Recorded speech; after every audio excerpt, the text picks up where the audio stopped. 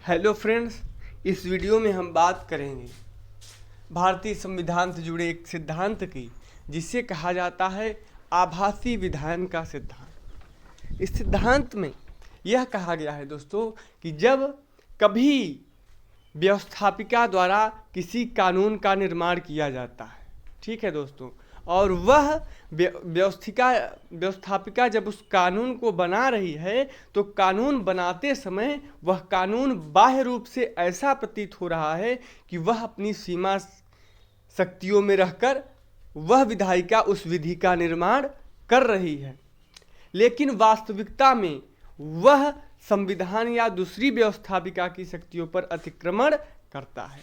जैसे कि यूपी की व्यवस्थापिका द्वारा एक विधान का निर्माण किया जा रहा है और वह विधान बाह्य रूप से देखने में ऐसा लग रहा है कि वह जो विधान का निर्माण किया जा रहा है वह सिर्फ उत्तर प्रदेश के लोगों के लिए किया जा रहा है, उत्तर प्रदेश के लोगों के लिए बनाया जा रहा है, बट वास्तविकता में वह बिहार राज्य या उत्तर प्रदेश से संबंधित जुड़े हुए किसी अन्य राज्य के व्यवस्थापिका की शक्तियों पर अतिक्रमण कर रहा है या फिर संविधान की शक्तियों का अतिक्रमण कर रहा है।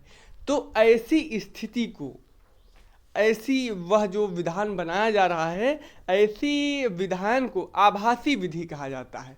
आभासी विधि क्यों कहा जाता है? क्योंकि बाह्य रूप से देखने में कैसा प्रतीत हो रहा है कि वह अपनी शक्तियों की सीमा में रहकर वह बनाया जा रहा है, लेकिन वास्तविकता में वह किसी संविधान या दूसरी व्यवस्थापिका की शक्तियों का अतिक्रमण करता है। और इस प्रकार के मामले में बाह्य आकृति की अपेक्षा विधि के सार का महत्व सर्वोपरि हो जाता है। यहाँ पर यह नहीं दिखाया जाता कि उसकी बाह्य आकृति क्या है, यहाँ पर महत्व किसका हो जाता है? विधि के सार का, कि विधि जो बनाई जा रही है उसका फैलाव कहाँ तक होगा।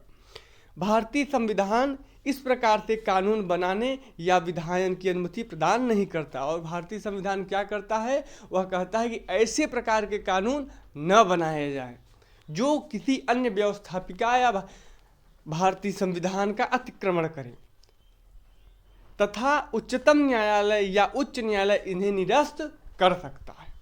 और इसके लिए हम एक केस बाय एग्जाम्पल लेंगे, बात करेंगे कामेश्वर सिंह बनाम बिहार राज्य।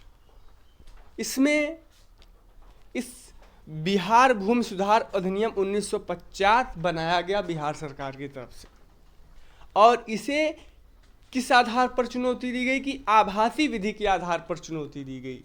मतलब उनका ये कहना था कि यह देखने भर के लिए तो बिहार राज्य के लिए बनाया गया है, बट यह अतिक्रमण कर रहा है किसी अन्य व्यवस्थापिका का या फिर भारत सरकार का, और इसे इस आधार पर चुनौती दिया गया। और इस केस में माननीय उच्चतम न्यायालय ने इस अधिनियम को आभासी विधि के आधार पर ही अवैध करार दिया गया, मतलब इसे शून्य अवैध कर दिया गया, ऐसी विधि को, बिहार भूमि सुधार अधिनियम 1950 को।